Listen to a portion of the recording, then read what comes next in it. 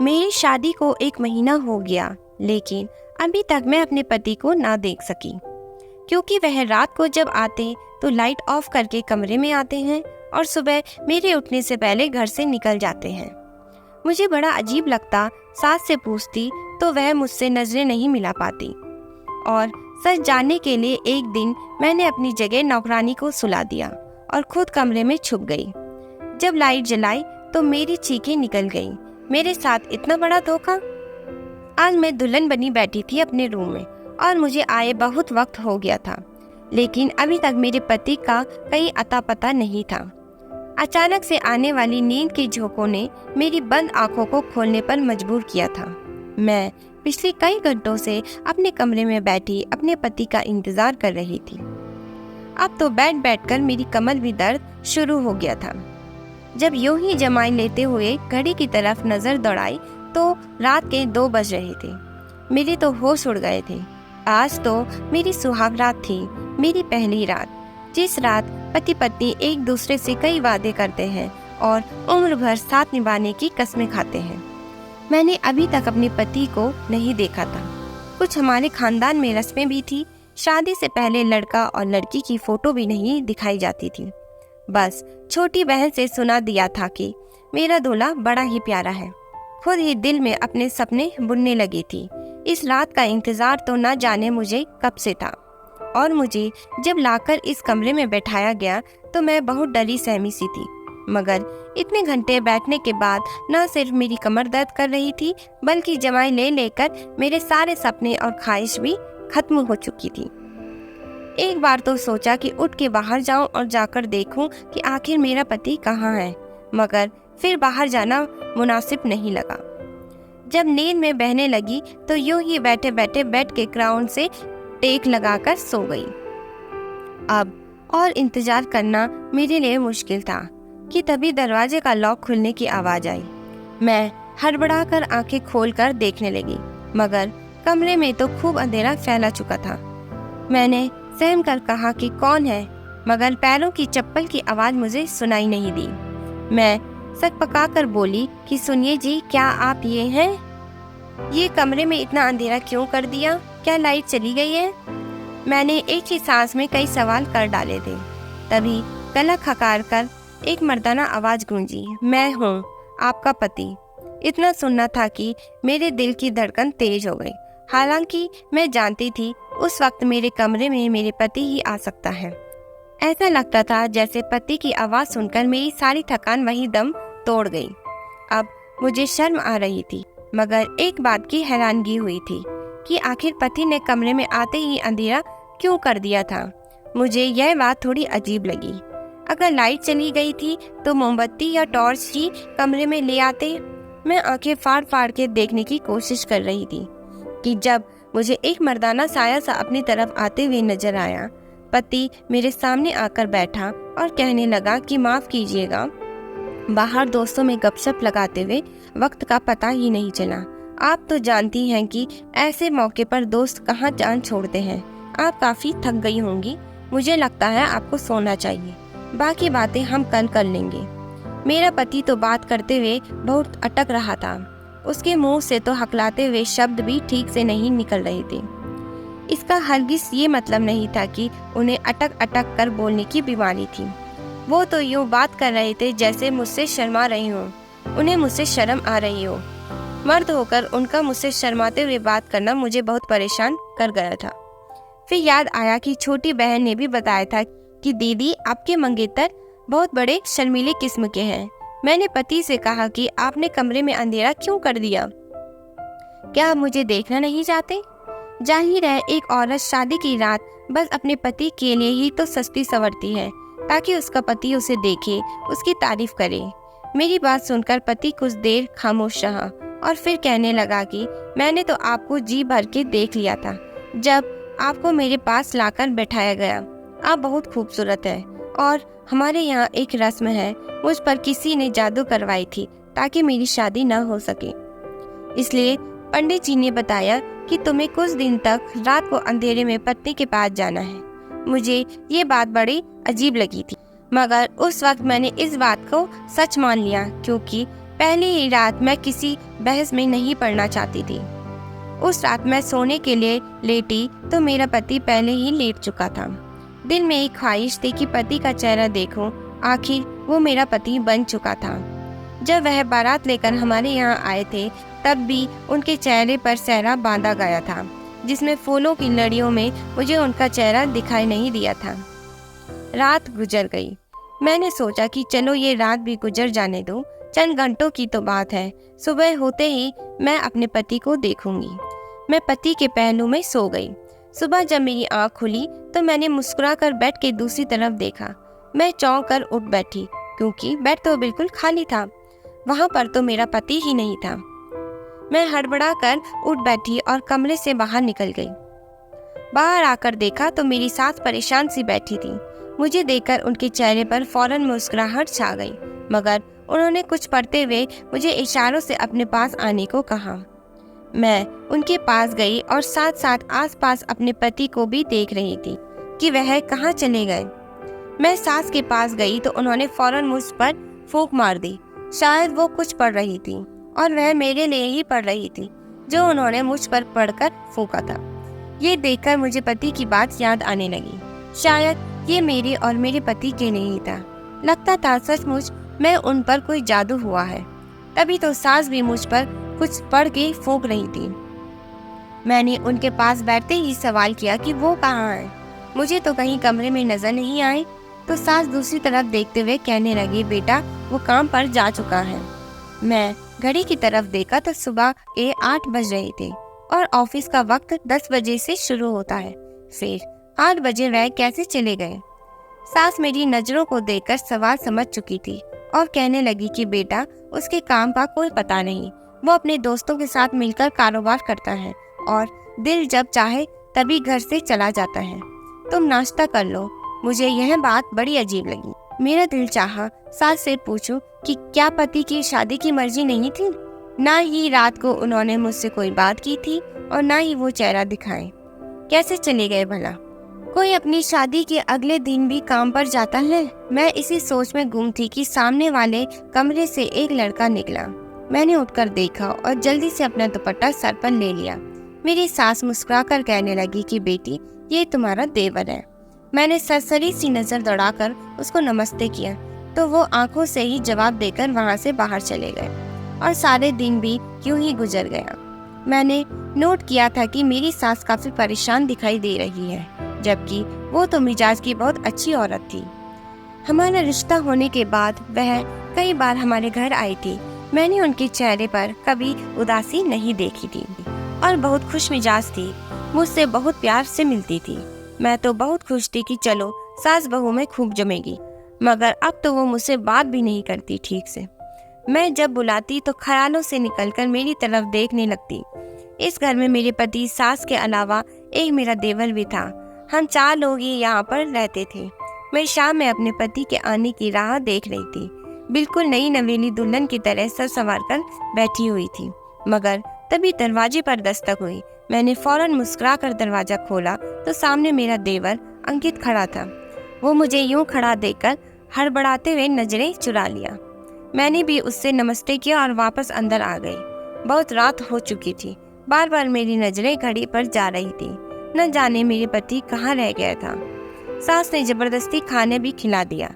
देवर भी वही खाना खा रहा था। मुझे महसूस हुआ कि जैसे वो मुझे चोरी चोरी देख रहा है। मैंने जब उसकी तरफ देखा तो वह बौखला कर नजर ही बदल दिया, फिर आधा खाना छोड़कर घर से चला गया। मेरे दिमाग में बहुत ख्याल आ रहे थे। मैं यूं ही बैठी सोच रही थी कि आखिर वजह क्या थी। दिल घबराने लगा तो बालकनी में खड़ी होकर रोने लगी। आंखों से आंसू बह रहे थे। शायद मैं उनको पसंद नहीं आई थी। वो मुझसे नफरत करते या फिर उनके दिल में कोई और था। मैं अभी यूं ही खड़ी रो रही थी कि तभी कमरे में खूब अंधेरा फैल गया। हल्की रोशनी बालकनी के बल्ब की थी, जिसे मैंने यूं ही जलता छोड़ा और फिर कमरे में चली आई। मेरे पति विनायक दूसरी तरफ मुंह किए बैठे थे। मैं आज हर बात क्लियर करना चाहती थी, इसलिए बिना कुछ कहे पति के पास जाकर बैठ गई। मेरा कंधा पति के कंधे के साथ लग गया। तो वह फौरन मुझसे इतना दूर हुए कि उनका कंधा दोबारा मेरे कंधे के साथ ना लग सके। मैं पति से हर बात क्लियर करना चाहती थी कि आखिर वो मेरे साथ ऐसा क्यों कर रहे हैं। मैंने एक बार फिर पति की तरफ देखा और डरते डरते पति का हाथ थाम लिया। मेरे हाथ महसूस करते ही फौरन विनायक ने अपना हाथ छुड़वाकर और उठ खड़े हुए। दूसरी तरफ मुंह मोड़ के कहने लगे कि जो भी बात करनी है जल्दी करें, मैं बहुत थका हुआ हूँ, मुझे नींद आ रही है। पति की बातें मेरी आंखों से आंसू ले आए। मैं बोली कि क्या आप किसी और को पसंद करते हैं? अगर ऐसी कोई बात थी तो आपने मुझसे शादी क्यों की? पति फौरन गला खंकार कर बोले कि मैं किसी और को पसंद नहीं करता, बस मेरी एक मजबूरी है। ना ही मैं आपको अपना चेहरा दिखा सकता हूँ और ना ही मेरे पास वक्त है जो आपके पास बैठकर मोहब्बत भरी बातें करूँ। मुझे भी गुस्सा आ रहा था। आखिर ये कौन सी मजबूरी थी कि मेरा पति मुझसे दूर भागा जा रहा और मैं उसके पास आने की कोशिश करती रहूं। उस दिन के बाद कई दिन यूं ही गुजर गए और सारी रात मैं यूं गहरी नींद सोती कि मेरी आंख फिर सुबह ही जाकर खुला करती थी। सारा दिन पति घर से बाहर रहता था और दूसरी तरह मुझे ना जाने क्यों ये महसूस होने लगा कि जैसे मैं किसी की नज़रों में हूँ, लेकिन जब मैं इधर उधर देखती तो कोई नज़र नहीं आता था। एक बार शाम की चाय बनाकर अपनी सास के कमरे में जाने लगी तो उनकी आवाज़ सुनकर वहीं रुक गई। वो शायद किसी के फ़ोन पर बात कर रही थी। बार बार वो एक ही शब्द दोहरा रही थी। पता नहीं कौन था, लेकिन मेरी सास उनकी विनती कर रही थी। न जाने मेरी सास को कौन ब्लैकमेल कर रहा था। मैंने जब उनके कमरे का दरवाजा खटखटाया और कमरे में दाखिल हुई तो वो फ़ोन बंद करके अपने आंसू पोंछने लगी। मैंने उनकी रोने की वजह पूछी तो वो कहने लगी कि उनका भाई है उनसे नाराज। कई साल हो गए हैं उनसे सीधे मुंह बात ही नहीं कर रहा, न ही कभी उनसे मिलने आता है। वो उसकी फ़ोन पर रो रो कर विनती करती है। मेरा दिल अपनी सास की बात सुनकर उदास हुआ था, मगर उसके बाद जो सच्चाई मेरे सामने आई मैं दंग रह गई थी। चंद दिन बाद ही सास की बहन उनसे मिलने आ गई। मुझसे भी बड़े प्यार से मिली, खाना भी हमारे साथ खाया। मैंने ये महसूस किया था कि सास और देवर दोनों को खाना खाकर नागवार सा लग रहा था। मेरा देवर तो खाने खाते ही अपने कमरे में चला गया और जब देवर के ये तेवर मौसी ने देखे तो वो मेरी सास से कहने लगी, तुमने अंकित का रिश्ता बचपन से ही मेरी बेटी से तय किया था। अब तुम मुझसे बताओ कि कब तक मेरी बेटी को बहू बनाकर लाओगी। मेरी सास अपनी बहन को टाल मटोल कर रही थी। मुझे यह महसूस हुआ कि जैसे वो अंकित की शादी अपनी बहन की बेटी से करना ही नहीं चाहती। अगले दिन मेरी सास अभी सो रही थी और मैं और मौसी जाग गई। मैं किचन में अपने लिए नाश्ता बना रही थी, तभी मौसी भी वहीं आ गई। मुझसे कहने लगी कि मैं उनके लिए भी नाश्ता बना दूं। मैंने उनके लिए भी नाश्ता बनाया और हम एक साथ नाश्ता करने लगे। मौसी मुझसे कहने लगी, विनायक नज़र नहीं आ रहा, क्या अब तक सो पड़ा है? कल से मैं आई हूँ, उस लड़के को मिलने की भी इच्छा नहीं हुई। मैंने कहा वो सुबह सवेरे ही काम पर चले जाते हैं। कहने लगी, चलो सुबह चला जाता है तो रात को वापस कब आता है? मैंने कहा वो बहुत देर से आते हैं। मेरी बात पर मौसी खामोश हो गई, फिर अपनी चाय पीने लगी। मुझे एकदम से अपनी सास की भाई का ख्याल आया तो मैंने भी जिक्र कर दिया। मैंने कहा, आपके भाई साहब किस बात पर इतना ज़्यादा नाराज़ हैं कि रोज़ मेरी सास उनसे विनती करती है, लेकिन वो है अपनी बहन पर जरा भी तरस नहीं खाते। मेरी बात सुनकर मौसी हैरत में पड़ गई। कहीं कौन सा भाई? हमारा तो कोई भाई है ही नहीं, हम बस 2 बहनें हैं। यह बात सुनकर मैं दंग रह गई थी। अगर मेरी सास का कोई भाई नहीं था तो वो रो रो कर किससे विनती करती थी कि वापस आ जाए, एक बार उनसे मिलने। मौसी भी ना उम्मीद हो गई थी और मेरी सास कहने लगी कि अंकित उनकी लड़की की शादी नहीं करवाना चाहता था। मैंने कहा क्यों? तो वह कहने लगी कि उसकी मर्जी नहीं है। मैंने कहा, अगर मर्जी नहीं थी तो इतने साल से क्यों बात जोड़े रखी, पहले इनकार कर देता। मेरी सास कहने लगी कि यह बात मैंने अंकित से भी कही है। मैं अपने दोनों बेटों के हाथों बहुत दुखी हो चुकी हूँ, दोनों ही मर्जी के मालिक हैं। ये कहकर वो रोने लगी और उन्हें तसल्ली देने लगी। तंग तो मैं भी अपने पति से आ चुकी थी, इसलिए मैंने सोचा कि शायद मैं उनके सामने हूँ, इसलिए उन्हें मेरी एहसास नहीं है। क्यों नहीं कुछ दिन के लिए मैं अपने मायके चली जाऊँ ताकि उन्हें मेरी कदर हो। इसलिए एक दिन जब दिल बहुत ज़्यादा बेचैन हुआ तो अपनी सास से पूछी और चली गई और सोचा अपनी माँ से भी तो जाकर पूछूं कैसे मर्द से मेरी शादी करवाई है जिसने अभी तक अपना चेहरा अपनी पत्नी को नहीं दिखाया। मैं तो जानती ही नहीं थी कि वहाँ पहुँचकर मुझे कैसा धक्का लगने वाला है। जब मायके पर पहुंची तो तभी एक दिन एक कोरियर आया। वो हमारे घर के बाहर था। मैंने उससे बोला किसका पेपर आया है और टटोल कर देखने लगी। उस पेपर पर तो मेरा ही नाम लिखा था। जब खोलकर मैंने अंदर मौजूद पेपर पढ़ा तो मेरे पैरों के नीचे से जमीन निकल गई। मैं पेपर देखकर अपने घर जाकर अपने कमरे में चली गई। मेरे दिमाग से सोचने समझने की क्षमता सब कुछ खत्म हो चुकी थी। मेरे साथ कौन सा खेल शादी के नाम पर खेला जा रहा था। जो पेपर मेरे हाथ में थे वो देखकर जो हकीकत मुझ पर खुली थी, मैं चकरा कर रह गई। पूरे दिन मैं अपने घर पर ही बैठी रही। मैंने अपनी छोटी बहन से कहा वो मुझे मेरे पति की फोटो दिखाए जो कि शायद उसने शादी के मौके पर खींची थी, क्योंकि मैंने तो अब तक अपने पति ही नहीं देखे थे। मेरी बहन ने मुझे एक फोटो दिखाई जो खाना खाते वक्त ली गई थी। वो बहुत अच्छा और नौजवान लड़का था। वो कोई भी बात अपने मायके में नहीं बताना चाहती थी। मैं कुछ दिन बाद ही वापस ससुराल चली गई। मुझे सच्चाई को सामने लाना था। रात को फिर से वो इंसान मेरे कमरे में आया था जो पिछले 1 महीने से मेरा पति बनकर कमरे में आता था और सुबह होते ही चले जाता था। यह कौन था जो मेरे जज्बात के साथ खेल रहा था? आज मैं खुद ये चाहती थी कि वह कमरे से बाहर निकल जाए, क्योंकि अब मैं जान चुकी थी कि वह मेरा पति नहीं है। फिर भी मैंने सच जानने के लिए उसे ये पूछा, मैं मायके गई थी तो आपने मुझे कितना याद किया? मेरे सवाल पर वो गड़बड़ा कर कहने लगा, जाहिर है आप मेरी पत्नी हैं, मैं कैसे आपको भुला सकता हूँ। मैंने कहा मुझे आपको देखना है। आज मैंने शादी की फोटो में आपको देखा था। वो मेरी बहन ने खींची थी, इसलिए दिल में आया कि 1 महीना गुजर गया है, मैं आपको क्यों ना देख लूं। मैं नहीं मानती ऐसी किसी जादू को। आप खुद लाइट जलाए या मैं जला। वो कहने लगा कि मैं पहले भी आपसे कह चुका हूँ कि मेरा इलाज चल रहा है और आप इस इलाज को सच मानती या झूठ, लेकिन मैं ये इलाज करवाए बिना आपके सामने नहीं आऊँगा। अगर आप मुझे रोज यूँ तंग करेंगी तो मैं आज के बाद आपके कमरे में भी नहीं आऊँगा। और यह कहकर वो कमरे से बाहर निकल गए। मैंने अगले दिन उनसे माफ़ी मांगी और फिर से मेरे कमरे में सोने लगे, लेकिन उनके सोते ही मैं सोफे पर जाकर सो जाती थी। मैं सोच रही थी कि किस रात उस इंसान को सच सामने लाऊं। अगले दिन मैंने अपनी नौकरानी को यह कहकर घर पर रोक लिया कि मेरी तबीयत कुछ ठीक नहीं है। उसने भी कोई ऐतराज नहीं किया था।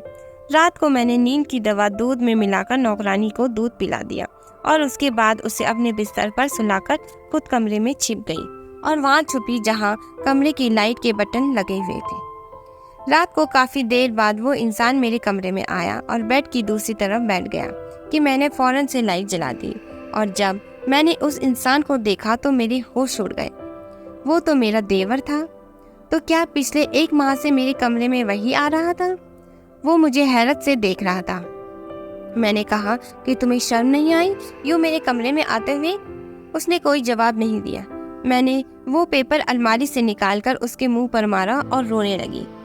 वो पेपर डिवोर्स के पेपर थे, जिसमें खत भी मौजूद था जिस पर लिखा था कि मैं किसी और से शादी करना चाहता था, लेकिन मेरी माँ ने जबरदस्ती मेरा रिश्ता तुमसे तय कर दिया और मेरे लाख मना करने के बाद भी मेरा तुमसे विवाह करवा दिया। लेकिन मैं शादी की रात ही भाग गया था और अब तुम्हें डिवोर्स के पेपर भेज रहा हूँ ताकि तुम जिससे चाहो शादी कर लो। उस वक्त मैं चकरा कर रह गई थी कि जब मेरा पति शादी की पहली रात ही भाग गया था तो कौन मेरे कमरे में आता है और मेरा देवर मुझे धोखा दे रहा था। मैंने उसका कॉलर पकड़ा और उसे झकझोर कर रख दिया कि उसने मेरे साथ ऐसा क्यों किया। वो कहने लगा कि मैंने आज तक आपके साथ ऐसा कुछ नहीं किया कि आपको या मुझे शर्मिंदा उठाने पड़ी। मैंने जो कुछ किया अपनी माँ के कहने पर किया है, क्योंकि विनायक भाई शादी की रात ही भाग गए थे। मेरी माँ डर गई थी कि अगर यह बात फैल गई तो क्या होगा, इसलिए मुझे कमरे में जाने को कहती ताकि आपको इस बात का शक न हो जाए और बात मन मुट्ठी में ही रहे।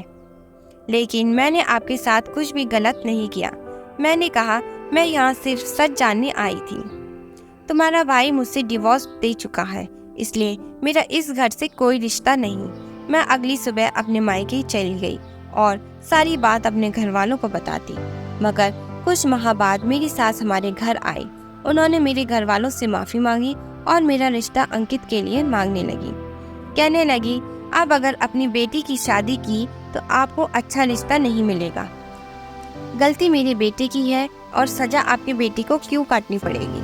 मैंने विनायक से बहुत विनती की कि वो वापस आ जाए, लेकिन वो नहीं आया और इसके लिए मैं बहुत शर्मिंदा हूँ। लेकिन मैं अपनी गलती को सुधारना चाह रही हूँ। मेरी मम्मी पापा ने मेरा विवाह अंकित से करवा दिया। सच ही कहते हैं कि एक औरत ही औरत का घर बर्बाद भी करती है और आबाद भी करती है। आज मैं अंकित के साथ बहुत खुश हूँ। अंकित और मेरी सास ने विनायक से सारे रिश्ते खत्म कर दिए हैं। दोस्तों, अगर आपको हमारी कहानियाँ पसंद आती है तो चैनल को लाइक, शेयर और सब्सक्राइब ज़रूर करें और कमेंट करके हमें ज़रूर बताएं कि आपको हमारी कहानी कैसी लगी।